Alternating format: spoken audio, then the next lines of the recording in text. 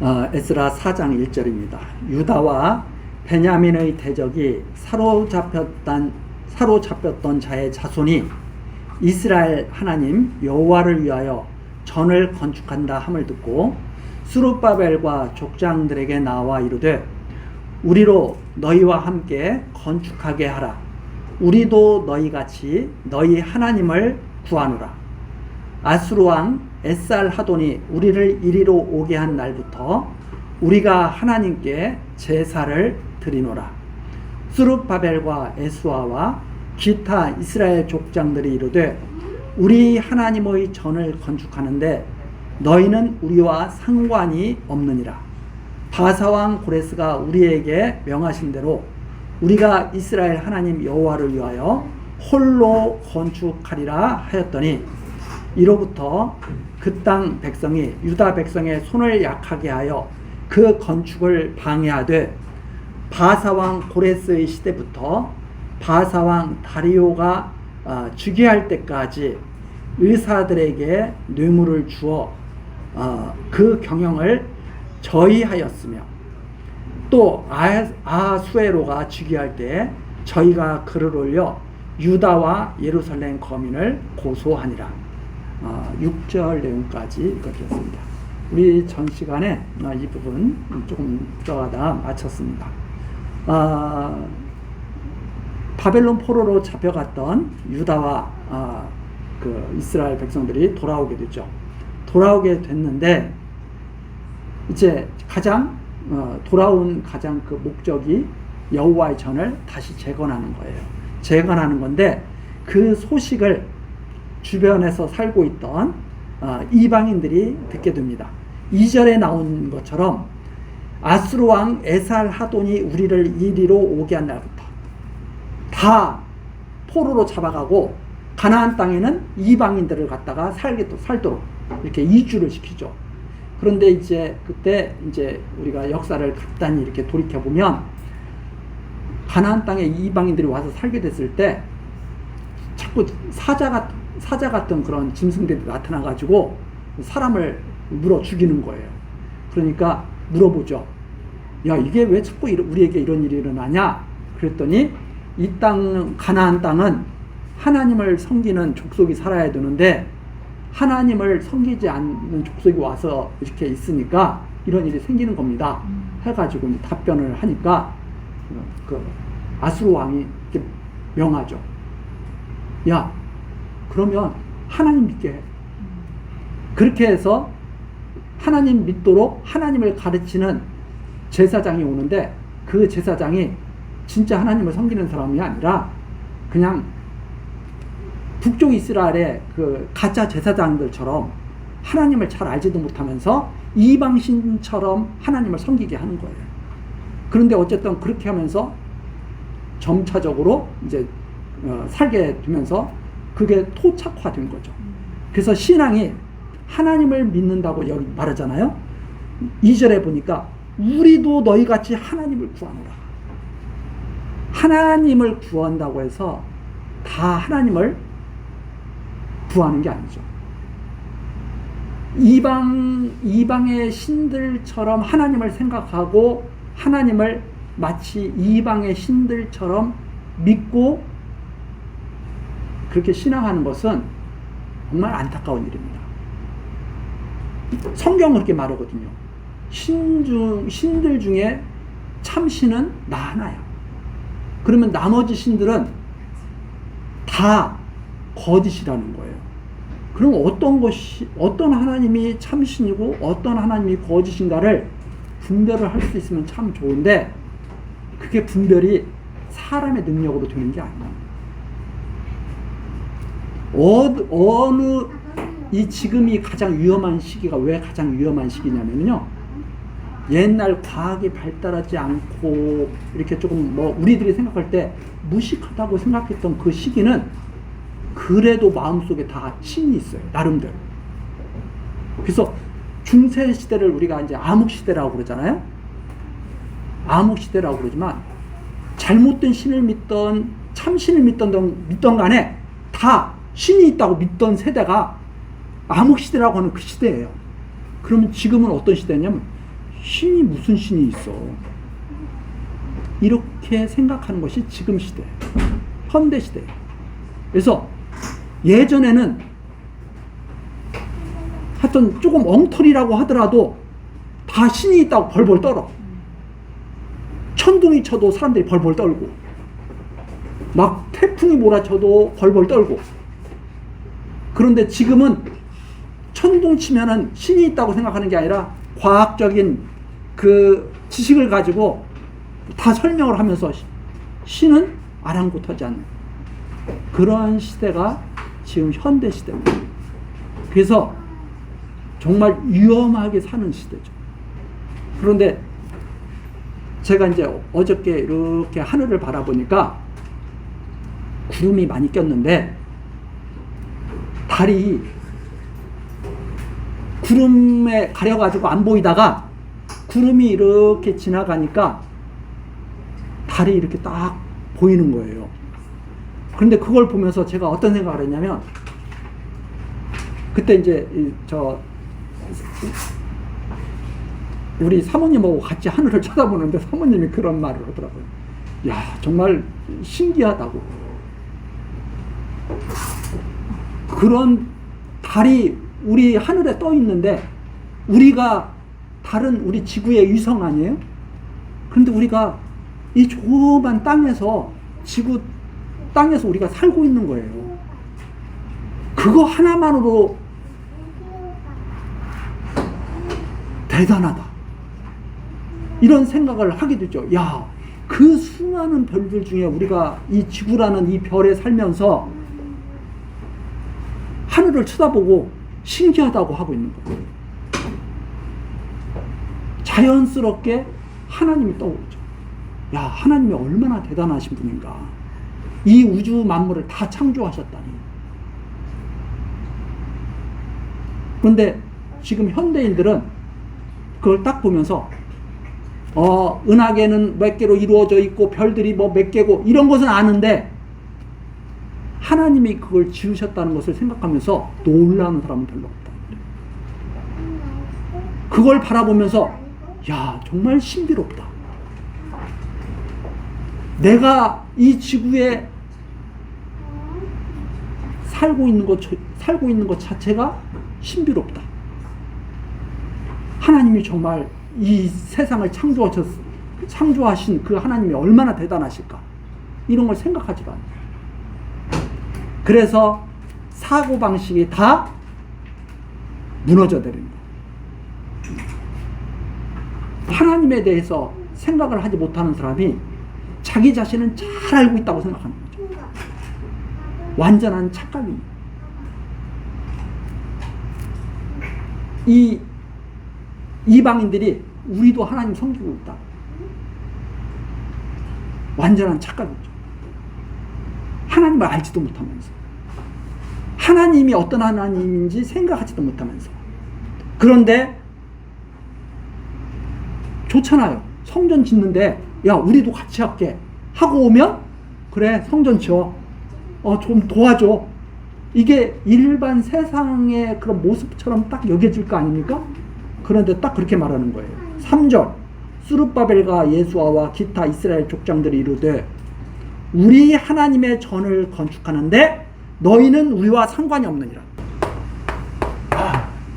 기분 나쁜 말이에요? 기분 좋은 말이에요? 기분 나빠요. 정말 기분 나쁘죠. 예를 들어서 그런 거예요. 우리는 천국 백성이야. 나도 같이 가고 싶어. 너와 함께 오겠어. 그랬더니 딱 그런 거예요. 너는 상관없어. 기독교가 이렇게 오해가. 기독교를 세상에서 되게 배타적인 종교 중에 하나라고 생각해요. 왜 그러냐? 너희는 상관없다. 이런 소리를 다 들었거든. 그런데 이게 사실이에요. 배타적인 게 아니라 진리를 말해주고 있는 거야. 근데 진리를 말해주고 있는데 기분이 안 좋은 거야. 왜 그러느냐? 성전이 무엇인지, 하나님이 계신지 안 계신지부터 달라.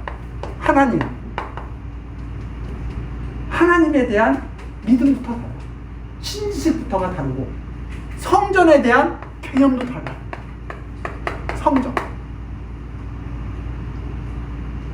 기독교인들마저 성전에 대한 개념이 다른데 지금 교회당을 다 성전이라고 그러고 있는데 교회당은 건물이에요. 성전 아니에요. 개념 자체가 없어요.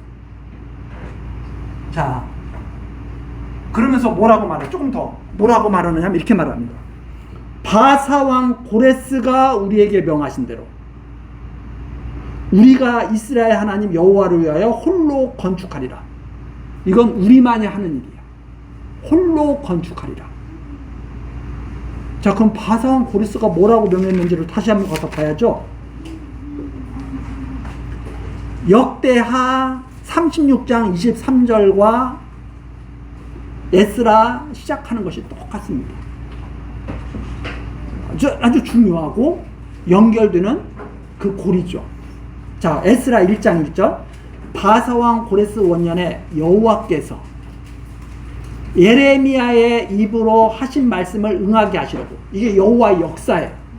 성전은 여호와의 기뻐하신 뜻을 이루어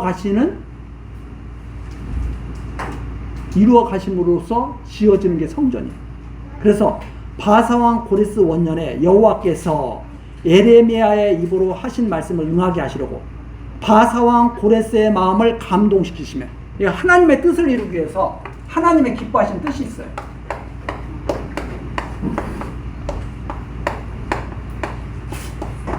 하나님의 뜻이 무엇인가? 성전 세우시는.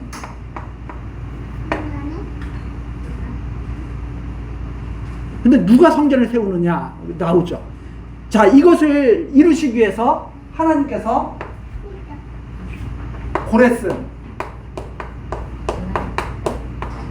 고레스를 감동.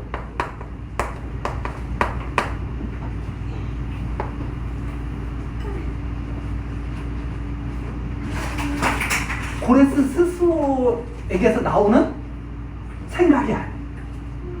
자, 성전 짓는 거 하나님께서 당신이 정하신 뜻을 이루시려고 고레스를 감동시켜요.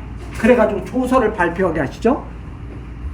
온 나라에 공포도 하고 조서를 내려 가로되 2절 바사왕 고레스는 말하노니 하늘의 신 여호와께서 세상 만국으로 내게 주셨고 나를 명하사 유다 예루살렘에 전을 건축하라. 유다 예루살렘에 전을 건축하라. 이스라엘의 하나님 참신이시다.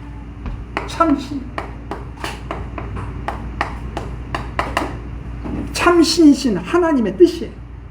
전을 건축하라. 그래서 너희 중에 무릇 그 백성 된 자는 누가 올라가야 돼요? 하나님의 백성만이 올라가요. 백성 된 자는 다 유다 예루살렘으로 올라가서 거기에 있는 여호와의 전을 건축하라. 그래서 하나님의 백성들이 이 전을 건축해야 되는데 문제는 누가 하나님의 백성인지를 이해를 못한 거죠. 자, 그럼 하나님의 백성은 어떻게 나타났느냐? 우리가 역사 섭리를 통해서 이렇게 나타납니다. 누구 보고 전을 건축하라고 했느냐? 이게 예레미야 선지자, 예레미야에게 하신 말씀을 응하게 하시려고 그랬잖아요. 그럼 예레미야서를 다 이해를 하고 있어야 돼요. 예레미야에게 뭐라고 하나님께서 말씀하시냐면 이렇게 말씀하십니다. 자, 쭉 한번 이제 보세요. 누가 성전을 건축해야 되는지. 하나님의 말씀이 계시의 말씀이라고 그랬죠.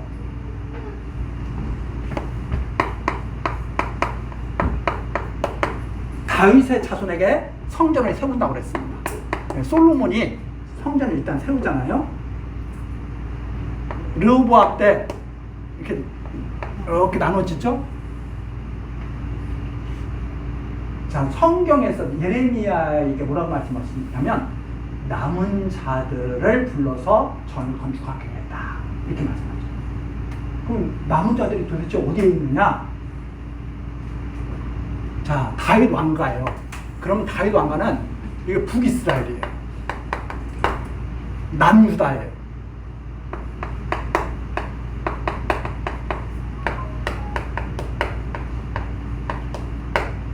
이 역사 섭리를 통해서 남은 자를 하나님이 보여주시는데 어떤 자들이 남은 자들이 되느냐. 자, 일단 다윗 왕조가 쫙 있습니다.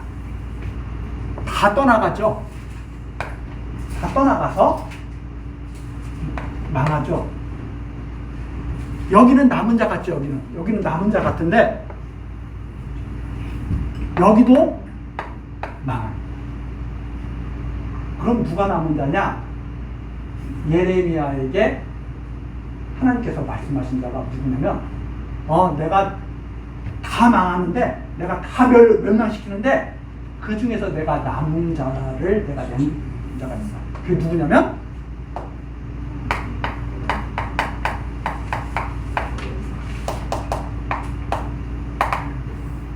바벨론에게 잡혀가는 자. 예레미야가 그렇게 말합니다. 망할 때 제발 항복해. 바벨론에게 하나님께서 잡혀가는 자들은 보호하신다고 했어요.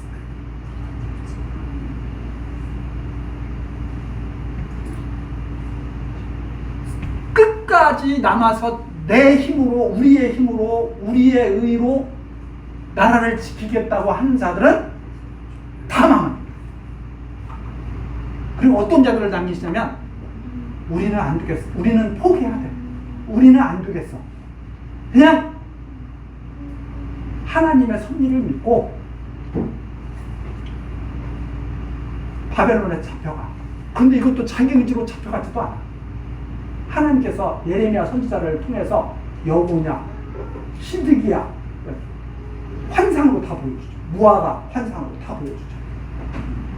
무슨 말씀이시냐면 너희들이 스스로 성전을 세우려고 그래? 성전을 스스로 지키려고 그래? 이 성전을 스스로 지키려고 그래?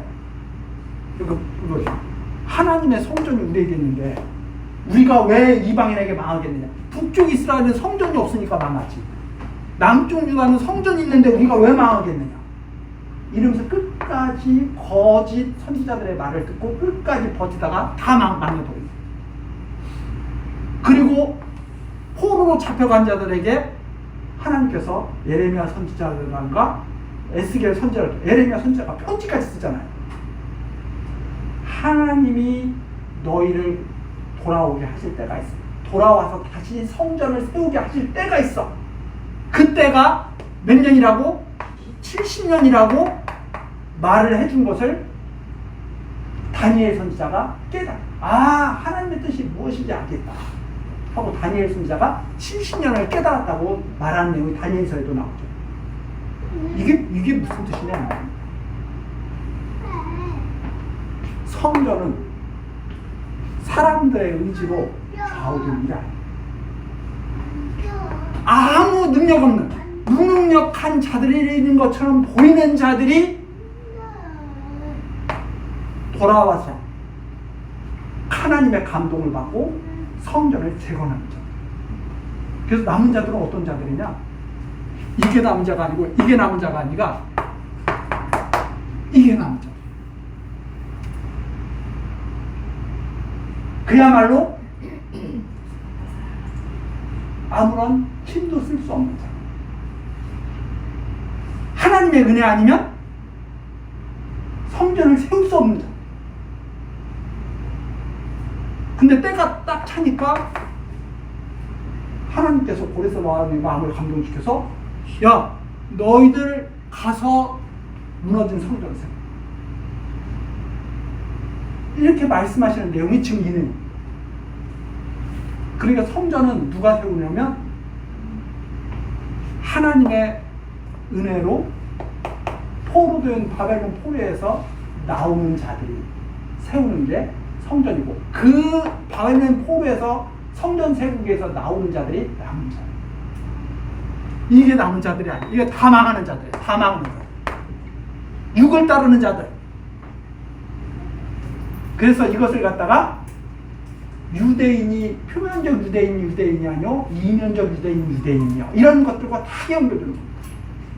사람들은 이게 유대인인 줄 알아요. 아브라함의 자손이 유대인인 줄 알아. 진짜 유대인은 무엇인가? 이들이 진짜 유대인의 모형들.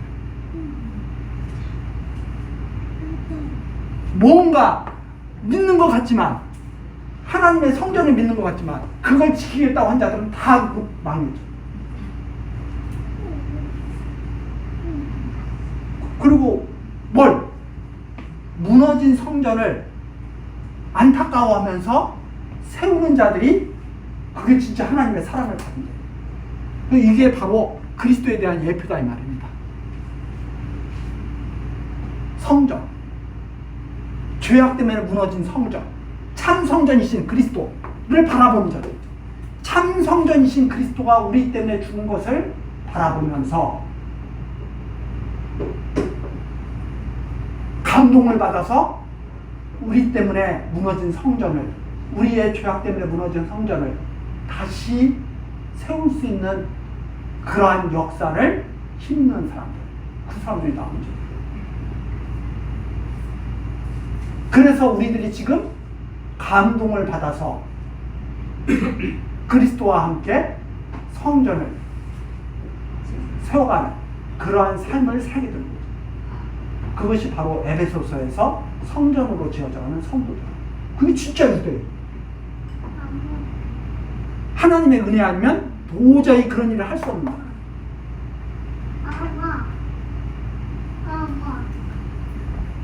자, 그들이 성전을 세우는데 이 4장 다시 와서 보시죠. 그런 성전에 대한 개념이 전혀 없으니까 아무나 세울 줄 아는 거죠. 야, 우리가 좀 도와줄 테니까 우리도 끼워줘. 너희와는 그 상관없어. 하나님이 이미 말씀하셨거든. 예레미야의 입으로 이때 이들이 성전 세울 것을 이미 말씀하셨다 이 말입니다. 70년 만에 돌아와서. 그래서 이들이 지금 감동받아서 돌아왔는데 갑자기 뜬금없이 이방인들이 야, 우리가 함께 할까 했더니 스룹바벨이라든가 그 지도자들이 그때 누가 다 있어요? 학계라든가 이런 스가랴라든가 이런 선지자들이 함께 다 하고 있잖아요.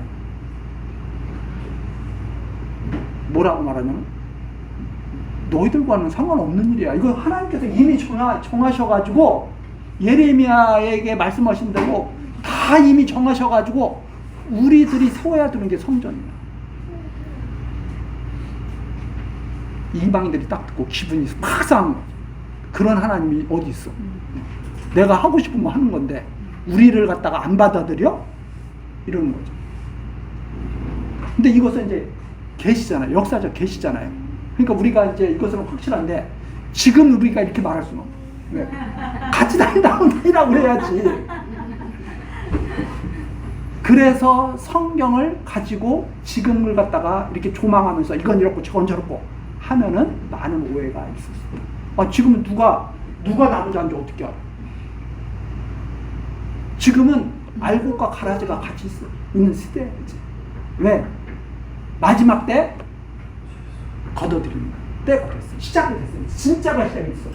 이것은 그리스도에 대한 약속을 반드시 이렇게 할 거예요. 성전을 아무나 세우는 게 아니라 하나님께서 나오게 한 자들만, 바벨론에서, 즉 그 당시 세상이죠. 세상에서 나오게 한 자들이 성전을 세울 거예요. 아무나 세우지 않아요. 그래서 교회를 에클레시아라고 그러는 거예요. 나와야 성전을 세우지. 어떻게 세상에다가 성전을 세워요? 그래서 마치 이 세상을 하나님 나라와 방불함으로 생각하면 큰 착각. 상관이 없어요. 세상과는 상관이 없어요. 하나님 나라는 보이지 않는 나라.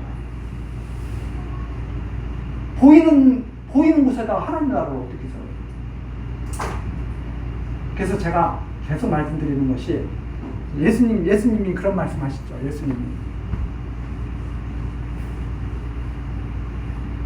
이렇게 자꾸 사람들은 보이는 것에 보이는 것을 가지고 신앙이라고 자꾸 생각해요. 그래서 우리가 귀신도 주의 이름으로 귀신도 내쫓았습니다. 뭣도 했습니다. 뭐 예수님께서 나 너희 몰라? 보이는 것은 분명히 화려했는데 몰라? 보이지 않는 것을 보시는 그분. 그래서 제가 계속 말씀드리는 게 뭐냐면 우리의 생명은 보이지 않는 생명이 보호되고 있다. 보이는 생명은 죽은 거예요. 우리 보이는 삶은 조금 있으면 요즘에 100세 시대 그러는데 금방 가요. 100세도. 그리고 문제는 뭐냐면 100세 시대는 좋긴 좋은데 좀 뭔가 하나님을 배우면서 살아야지. 그리고 사는 날까지 좀 움직여야지. 누워가지고 20, 30년 있으면 얼마나 슬퍼요. 생각할 수 있고 움직일 수 있고 그렇게 해서 다른 사람들에게 조금 좀 누를 끼치지 않으면서 살아야 그것도 의미가 있는 거지. 옆에 있는 사람들이 힘들게 하고 이러면 얼마나 슬픈 일이에요. 오래 사는 것보다 올바르게 사는 게 좋죠. 근데 어쨌든 100세 시대라고 해서 사람들이 그렇게 해도 전혀 나아지는 것은 이 세상. 제가 그래서 이런 것을 볼 때마다 이 보이는 것에 자꾸 우리가 이렇게 집착하지 말고 보이지 않는 생명을 자꾸 생각을 하고 우리 눈에 보이지 않는 생명을 자꾸 생각을 하고 우리 눈에 보이지 않는 믿음을 좀 생각을 하고 그래서 그 예수님 앞에서 나중에 심판받을 때 양과 염소들 놓고 심판할 때 그렇게 하시죠. 우리는 예수님을 위해서 한 게 아무것도 없는 것 같습니다. 언제 우리가 예수님을 이렇게 뭐 돕고 물 주고 언제 그랬습니까? 그러니까 예수님께서 조그만 소자에게 한 것이 바로 다 나에게 한 거야. 이런 말씀 하시는데 그 말을 가지고 또 해석을 갖다 또 이렇게 하는 사람이 있어요. 이렇게 하는 경우도 있어요. 너 자식들한테 잘했잖아. 그럼 예수님한테 잘한 거지. 그 말도 일리가 있을 수는 있겠는데 그 말이 담고 있는 진짜 의미는 저는 어떤 거라고 생각하냐면 우리 아침에도 교회학교도 그거 있어요. 겉이 아니야. 속. 그러니까 겉으로 막 뭐 이렇게. 근데 우리 자식들 가만히 생각해 보세요. 다른 사람들은 고슴도치라고 그러면 싫어해요. 근데 고슴도치 엄마는 고슴도치 새끼가 어때요? 이쁘겠죠? 제가 왜 고슴도치 엄마가 고슴도치 새끼가 이쁘다고 하냐면 자기 모습을 그런 줄 아는 사람은 자기 새끼도 예뻐. 근데 문제는 자기도 겉이 그런데 고슴도치 새끼를 자기가 낳고 야 이건 가시도 있고 이거 싫어. 이러면 자기 모습을 못 보는 거죠. 그래서 진짜 사람을 겉으로 보는 게 아니고 속으로 보는 사람은 사람을 갖다가 아끼게 돼요. 잘 내가 동병상련이 느껴진다는 거 아닙니다. 이렇게 또 나도 그랬는데 그러면 그 사람이 조금 실수한 것도 이해가 돼요. 그런데 나는 안 그랬는데 대표적인 우리 저예요. 나는 안 그랬는데 너는 왜 그러냐. 근데 그 사람이 저한테 말하는 거예요. 너도 똑같아. 내가 말을 안 해서 그렇지 너도 똑같아 그래.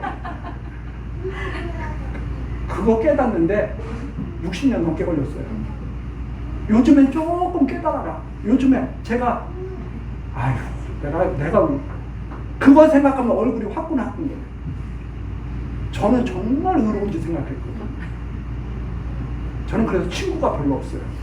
왜 친구가 별로 없냐면 다 별볼이 없어. 아, 저놈은 저래서 싫고, 아, 저건 술 마셔서 싫고, 저건 담배 펴서 싫고, 저건 교회한다 해서 싫고.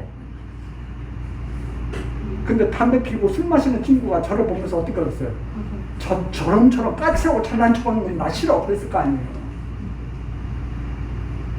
우리는 겉모습을 벗으면 안 돼. 겉모습 보면 다 그렇고 그래요. 믿음의 사람은 보이지 않는 하나님을 보는 사람이고, 보이지 않는 사람 속을 볼 수 있는 눈을 자꾸 키워가는 사람. 그래야 보이지 않는 세계를 소망하는 사람이죠.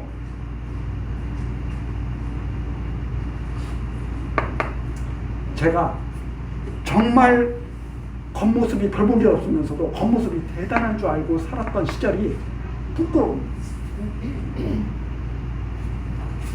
남은 자들이 어떤 자들이냐? 가장 별 볼 일 없는 사람이에요. 나라 망할 때 우리는 세상에서 뭐라고 하냐? 나라가 망하면 자기 생명을 내대고 지켜야 되잖아. 그런데 이들은 어떤 자들이에요? 바벨론에 끌려가가지고 거기서 살아보겠다고 70년 동안 집 짓고 거기서 하면서 바벨론의 치하에서 살고 있는 사람들이 여기서 반란도 좀 일으키고 해야지.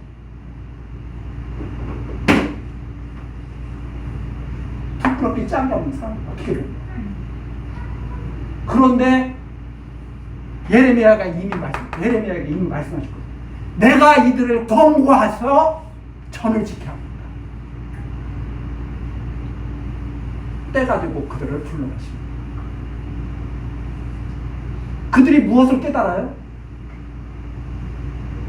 바로 우리가 얼마나 형편없는 족속인가를 깨닫는 거죠. 하나님의 은혜 아니면 도저히 전을 생각할 수도 없는 사람들. 근데 감동을 받고요. 부끄러운 겉모습을 가지고 하나님 앞에 나와요. 그래서 제가 오늘 교회 앞에서도 그 말씀 드린 거예요. 옷 잘 입은 사람들이 교회당에 가득한데, 사회적으로 쟁쟁한 사람들이 교회당에 가득한데 허름한 옷을 입고 교회당에 딱 나와. 근데 사람들이 그렇게 아이고 하나님 믿는다면서 저 모습이 뭐야 이렇게 생각할지 모르지만, 반대로 얼마나 하나님께 소망을 가졌으면 그 창피함과 부끄러움을 무릅쓰고 교회당에 나오겠느냐 말입니다.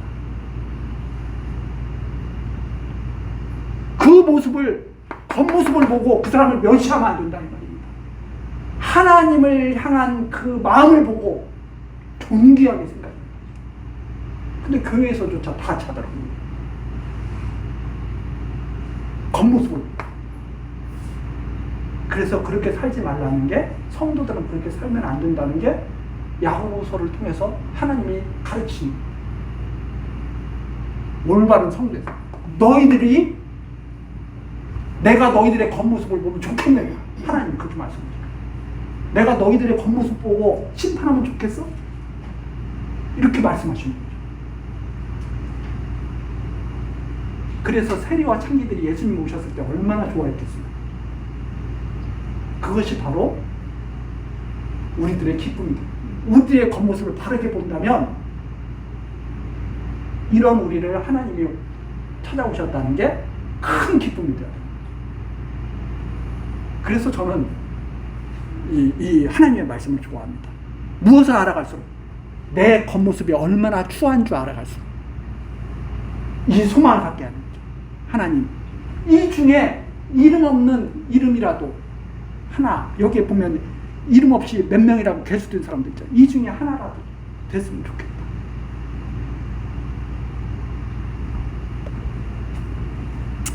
자, 그 얘기를 지금 그걸 해준 거예요. 우리가 이스라엘 여호와를 위하여 홀로 건축하리라. 이게 하나님이 우리에게 정하신 뜻이었다. 그때부터 이 사람들이 이제 그래?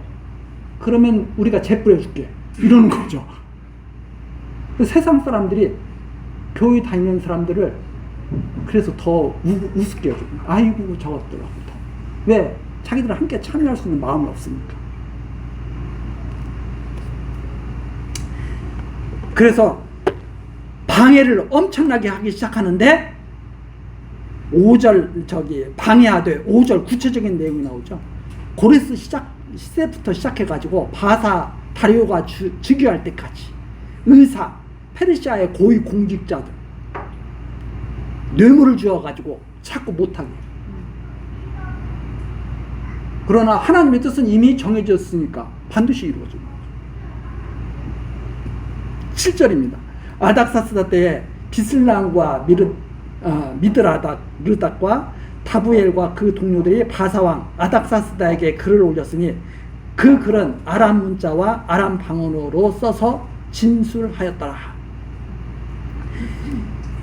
방백 르움과 서기관 심세가 아닥사스다 왕에게 올려 예루살렘 백성을 고소한 거래. 그렇지. 어떻게 고소했느냐 나오죠.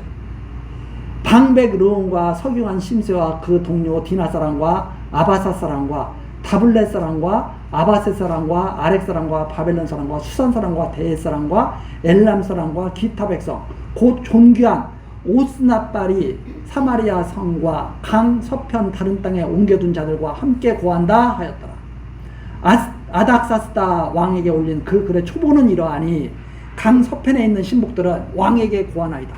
왕에게서 올라온 유다 사람들이 우리의 곳 예루살렘에 이르러 이 폐역하고 악한 성읍을 건축하는데 이미 그 지대를 수축하고 성곽을 건축하오니 이제 왕은 아시옵소서. 만일 이 성읍을 건축하며 이 성곽을 마치면 저 무리가 다시는 조공과 잡세와 부세를 바치지 아니하리니 필경 왕들에게 손해가 되리이다. 우리가 이제 궁의 소금을 먹는 거로 왕의 수치당함을 참아보지 못하여 보내어 왕에게 고하오니 왕은 10주의 사기를 살피시면 그 사기에서 이 성읍은 폐역한 성읍이라 예로부터 그 중에서 항상 반역하는 일을 행하여 열왕과 각 도에 손해가 된 것을 보시고 아실지라 이 성읍이 회파됨도 이 까닭이니이다.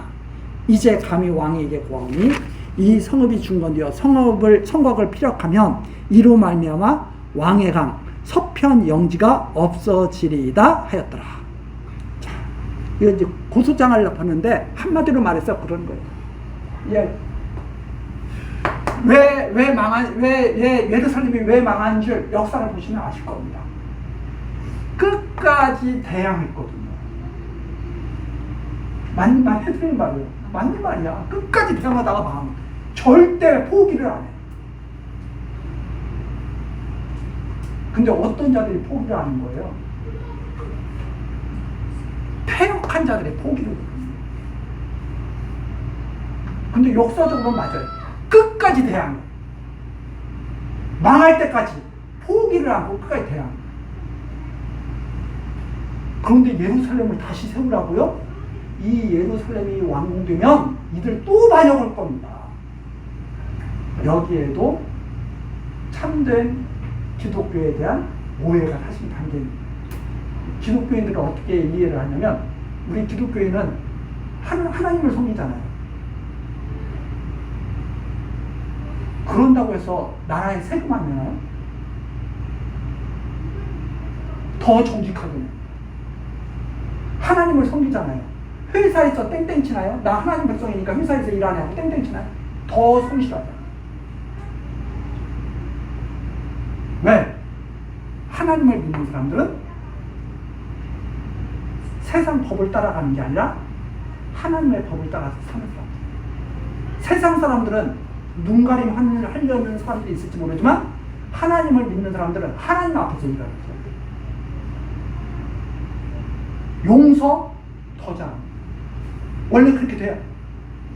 요셉이 자기를 팔아먹었던 형제들을 다 용서하는 것처럼 내가 하나님을 대신하니까 올바른 신앙을 받아들였다면 훨씬 더 용서도 잘합니다. 그런데 희한하게 기독교인들은요, 일반적으로 지금 세상에서 이해하고 있는 기독교인들은 한 번 삐지면 화해를 찾아. 세상 사람들은 싸웠어. 그러다가 남자들끼리 막 주먹 다짐하고 싸웠다가 야, 술 한잔 하러 가자. 가지고 술 한잔 딱 하면 언제 싸웠냐는 듯이 또 싹 풀어지고 또 지내낼지 모르지만 교회 다니는 사람들은 술도 안 마시잖아요. 물론 숨어서 마시는 분들도 있지만 그런데 교회 다니는 사람들은 한번 싸우면 끝까지 화해야. 왜? 너무 의로워서. 자기가 너무 의로워. 상대편은 너무 형편없어. 그래서 같이 교회 다니면서도 파가 갈려가지고 이렇게 보고 으르렁. 그 모습을 세상 사람들이 보면 저것들 말이야 이렇게 되네요. 이방인들이 딱 보고 이것들 예루살렘 성 다시 세우고 성전 세우고 하나님 믿잖아요. 반드시 반역합니다.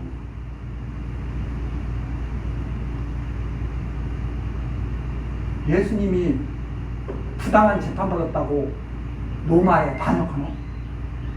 하나님한테 다 묻고 십자가에 달리십니다. 이게 기독교인이 생각해야 해요. 기독교인들은 세상의 빛과 소금으로 살아가는 마음이 있는 거지 세상을 망치는 부패하게 하는 그런 삶을 살기로 원하지 않아요. 부패한 세상을 방지하는 역할을 해야 기독교인이죠. 지금은 안타깝게도 세상이 교회를 걱정합니다. 저도 큰일 났는데 저거 세상 진짜 안타깝다. 자, 이 내용 우리 다음 시간 계속 좀 살피기로 하고 오늘 여기까지 하시겠습니다. 기도하시겠습니다.